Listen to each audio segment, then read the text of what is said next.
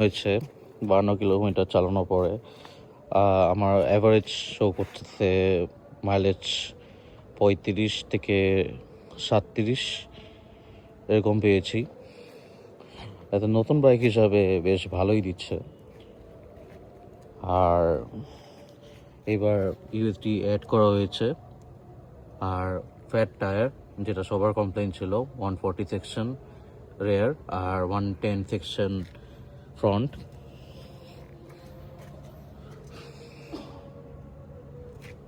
রেয়ারে MRF এর tyre use করা হয়েছে, আর সামনেও এমআরএফ এর। Exhaust pipe for 250। বাইকটা বেশ স্মুথ, কিন্তু ফার্স্ট সেকেন্ড গিয়ারে একটু ভাইব্রেশন আছে, সেটা একটু পাওয়ারের কারণে। তো ওভার দ্য টাইম মনে হয় ঠিক হয়ে যাবে।